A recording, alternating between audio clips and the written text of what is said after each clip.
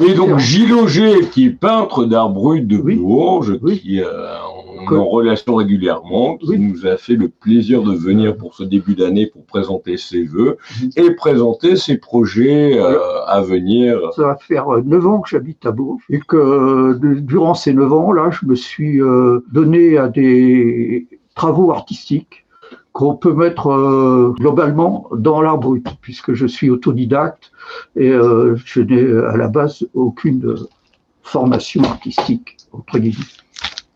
Ces travaux d'art brut là sont très divers.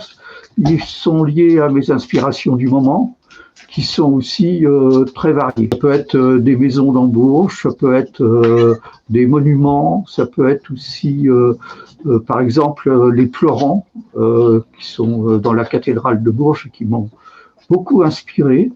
Et j'ai exécuté une quinzaine de toiles par rapport à ce thème des pleurants, qui m'est très cher. Avec différentes matières, notamment. Avec différents matériaux, même des matériaux les plus bruts, c'est le cas de le dire, des toiles, des choses qui relèvent de la presque de la récup.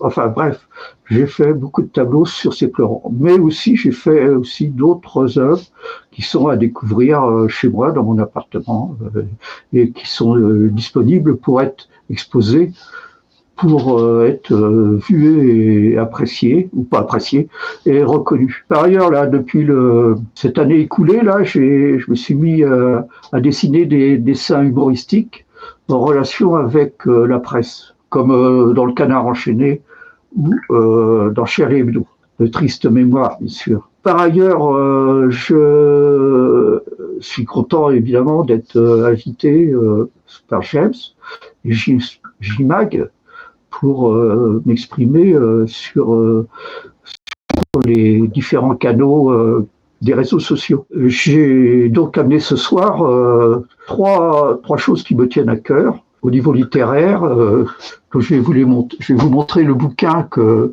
je lis en ce moment, qui sont prêtés d'une façon très généreuse par la médiathèque de Bourges. Et là, je suis tombé par hasard sur ce qu'on appelle des romans de gare, qui sont très faciles à lire. Donc c'est un Américain qui s'appelle Robin Cook, qui écrit des œuvres qui sont très liées à la recherche médicale et qui sont aussi liées au business médical, comme ça se pratique dans le monde entier. Et surtout parmi les grandes puissances qui ont des moyens énormes pour faire des recherches médicales dans les laboratoires très sophistiqués avec des chercheurs qui sont rétribués pour innover et chercher des nouveaux médicaments, des nouvelles formules, plein de choses nouvelles. Ça relève presque de l'anticipation ou de la fiction médicale, mais c'est très... on y vient en direct. Très fouillé, très bien tourné, et ça maintient la lecture en haleine parce que il y a toujours une intrigue très à la fois presque policière qui met en cause parfois des organisations financières qui investissent dans la recherche médicale uniquement à des fins de spéculation. Donc je recommande ce romancier, ça se lit très bien, ça se lit, c'est un vrai plaisir parce qu'on rentre dans le suspense du livre et on a envie d'arriver au dénouement de l'affaire, ou des affaires. Donc il a écrit une quinzaine de romans et il en a quelques exemplaires à la médiathèque de Bourges, que je recommande bien sûr.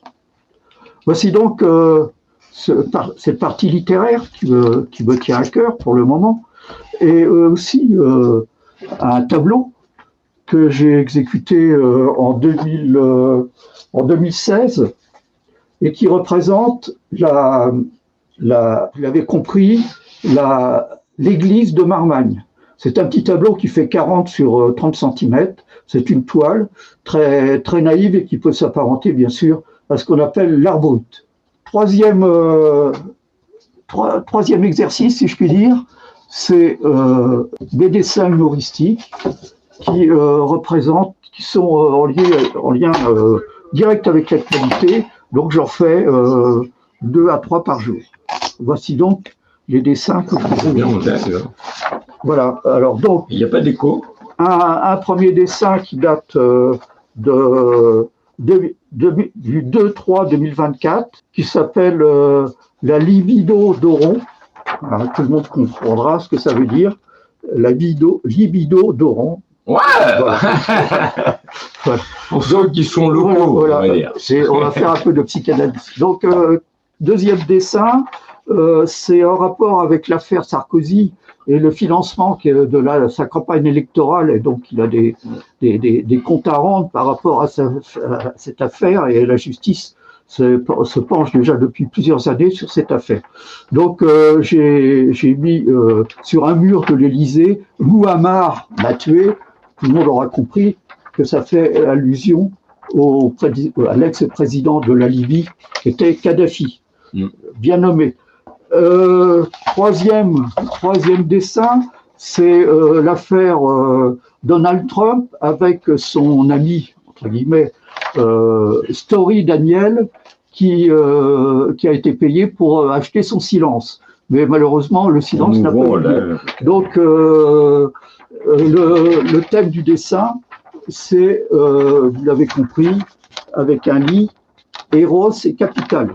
Quatrième dessin, c'est sur l'actualité médicale à Bourges. J'ai constaté que l'été, il y avait beaucoup de trafic d'hélicoptères au-dessus de nos têtes, mais par contre, l'hiver, je ne vois plus aucun passage d'hélicoptères.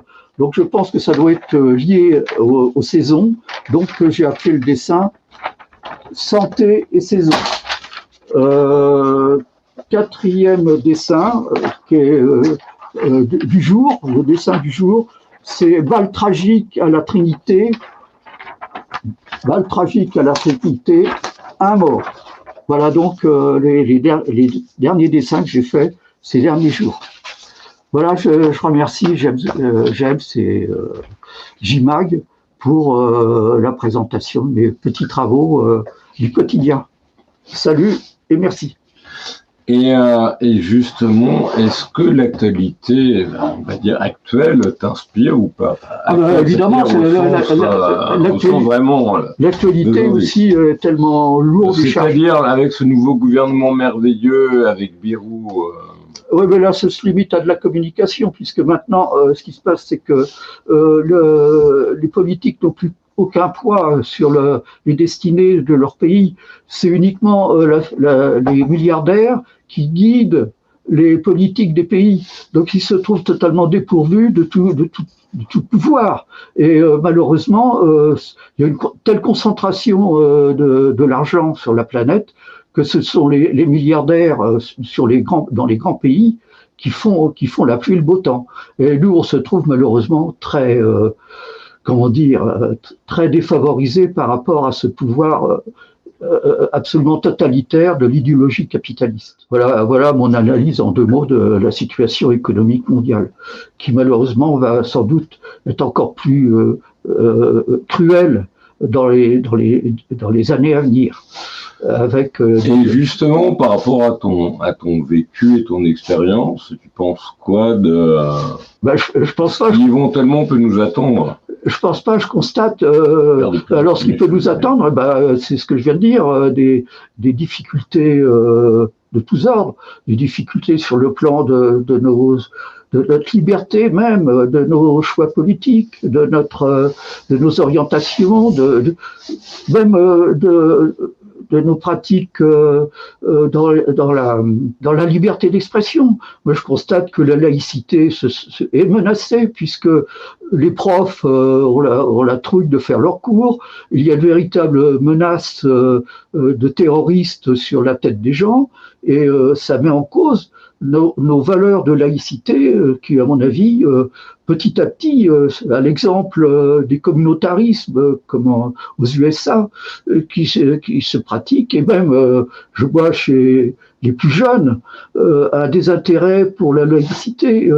Ils pensent que chacun doit penser librement, entre guillemets, leurs convictions.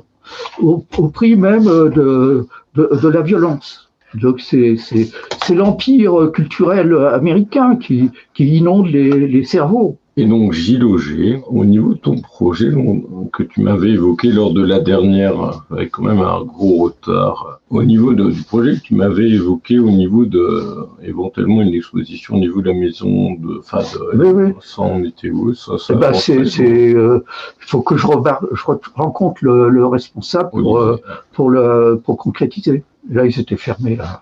Je vais aller voir demain. Demain, je vais aller voir. Mais c'est très intéressant comme lieu, parce qu'au niveau financier, c'est, à mon avis, c'est un établissement moins cher que partout. C'est la maison de la culture, donc ça peut... par rapport à avant, où on avait été avant, et puis Martine était avec nous. Coucou à Martine. Elle... c'était beaucoup plus cher avant, mais bon. Non. Là, ils font un bouillon, un peu comme à Paris, comme à Lyon. Et, non, le responsable est très professionnel. Olivier, oui. Et donc, pour revenir justement au niveau de ce livre, qu'est-ce qui t'a inspiré par rapport à ce livre? Je te dis, d'abord, pour un Français, c'est un peu dur à lire. Enfin, la syntaxe n'est pas la même que la syntaxe américaine. Donc, des fois, on trouve dans le livre certaines longueurs, certaines descriptions psychologiques, des personnages qui peuvent lasser. Mais on peut zapper. L'essentiel, c'est de garder le fil de l'histoire et passer des chapitres. Enfin, essayer de garder un fil conducteur, mais pas s'attarder sur toutes les pages parce que ça peut devenir lassant. C'est la difficulté de la traduction de l'américain au français et de la culture américaine à la culture française qui n'est pas vraiment dans son essence la même. Mais c'est sympa à lire, c'est distrayant. Il y a eu une quinzaine de sorties. Et tu les as tous lus ou J'en ai lu 5, je crois. 5. Ça doit être mon 5e. Au niveau du livre, ça évolue comment? Il y a une suite ou ce sont des histoires différentes à chaque fois? Chaque roman est différent, mais la trame générale est la même. Il y a toujours une intrigue avec du suspense. Il y a souvent des questions de mafia, qui arrivent à s'introduire dans la recherche médicale. La recherche médicale est assez sauvage dans le monde.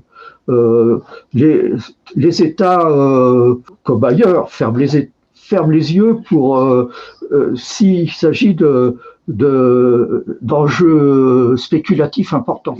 C'est passionnant. Surtout sur l'économie internationale. Alors, la recherche est mondialisée, mais par contre, chaque laboratoire cherche à dépasser en vitesse, en investissement sur d'autres laboratoires. Mais même aussi, le dernier que j'ai lu, il y avait une compétition entre la Chine et l'Amérique par rapport à la recherche. Et cette recherche se faisait d'une façon absolument inhumaine sur des cobayes humains qui avaient été expérimentés pour améliorer leur performance physique en transformant leur sang.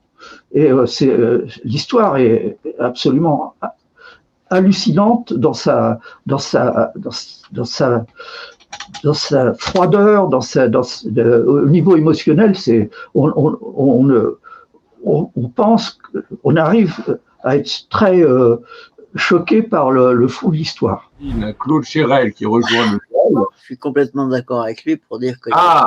merci. Complètement d'accord avec lui pour dire que les politiques aujourd'hui sont des pantins de la finance et de l'Europe et des États-Unis.